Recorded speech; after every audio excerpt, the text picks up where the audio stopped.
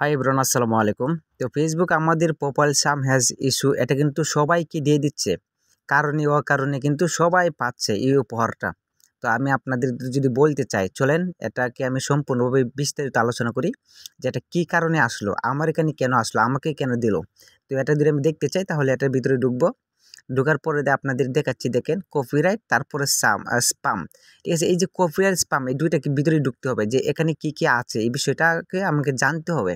তো এখানে তারিখ দুই দেখায় যে জুলাই 20, তারপরে হচ্ছে ফেব্রুয়ারি 22, ঠিক আছে 2024 সাল কিন্তু। তো আগে কপিরাইটটা আমরা দেখব যে এটা কপিরাইটের ভিতরে আমরা মানে কি আছে বা কেন কপিরাইটটা পেলাম, ওই বিষয়টা আগে দেখব। তো এর বিষয়টার জন্য একটু সময় নিচ্ছে। হ্যাঁ, ওই বিষয়টার জন্য দেখেন একজন কিন্তু এখানে আমার কপিরাইট দিয়েছে। তো এটা 19শে এপ্রিল 2024 সালে। তো তখন কিন্তু আমার ভিডিওটা রিমুভ হয়ে যায়, ওই তারিখটা কিন্তু এখানে আছে। তো দীর্ঘ 1 বছর কিন্তু হয়ে গেছে প্রায়, ঠিক আছে। তারপরে স্পাম দেখব আমরা, স্পাম কেন পেলাম। তো গতকাল কিন্তু আমি কমেন্ট ব্লক খাই, কমেন্ট ব্লক খাওয়ার পরে কিন্তু এরকমটা চলে আসে। তো এখানে কিন্তু চলে আসে যে কামাল হোসেন প্রো আমার একটা পেজ ছিল, ওই পেজে আমি এই যে একটা লিঙ্ক ব্যবহার করে পোস্ট করার কারণে কিন্তু এরকমটা স্পাম দিছে, ঠিক আছে। তো যাই হোক, এখন কথা হচ্ছে যে দুইটাই খাইছি। তখন আমার রিচ এনগেজমেন্ট তারপরে নেট ফলোয়ার এগুলো কিন্তু প্লাস ছিল, উপরের দিকে ছিল, খুব ভালো ছিল।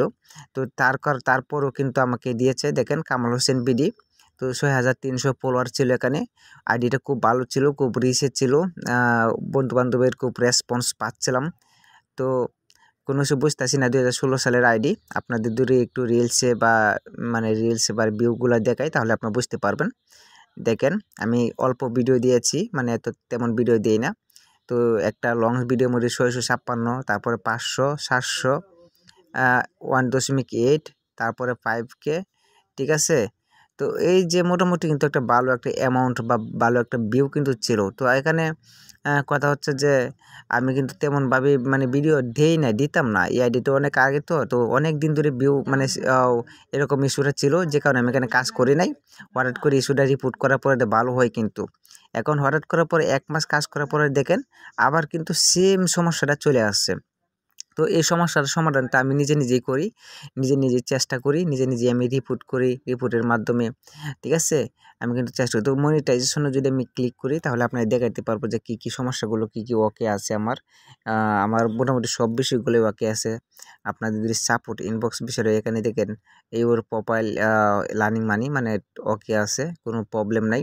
তারপরে এখানে নিচে দেখেন মনিটাইজেশন টুলসটা কিন্তু নেই, নতুন সেটআপটা আছে। তো মনিটাইজেশন যে টুলসটা ওইটা কিন্তু উধাও হয়ে গেছে আমার এখান থেকে, তো এটা নেই। তো এগুলা মনিটাইজেশন টুলসটা কিন্তু আউট হয়ে গেছে। আপনাদের আগে বলতেছি অনেকেরই চলে গেছে, জানাবেন কার চলে গেছে। তো আমারটা কিন্তু টুলসটা চলে গেছে। তো হঠাৎ করে সবাইকে এরকমভাবে দিচ্ছে, কারণ এটার অবশ্যই কোনো কারণ আছে। তো আমরা সাপোর্ট ইনবক্সটা চেক করবো, সাপোর্ট ইনবক্সে আমার কোনো প্রবলেম আছে কিনা বা কোনো রিপোর্ট গিয়েছে কিনা। তো সেখানে অবশ্যই থাকবে, সাপোর্ট ক্লিক করবেন, তারপর আপনার এখানে আসবে। এখানে নতুন আপডেট, তো অন্য সিস্টেম হয়ে গেছে। এখানে সাপোর্ট ইনবক্সটা এরকমটা ছিল না, তো অন্য নতুন ডিজিটাল সিস্টেম করছে তারা। তারপর এখানে ইউর অ্যালার্টস রিপোর্টস, এই দুইটাই আপনাকে চেক করতে হবে যে এখানে কোনো ধরনের রিপোর্ট বা ইউর অ্যালার্টস কোনো মানে ডেথ হয়েছে কিনা, ঠিক আছে, নো রিপোর্টস।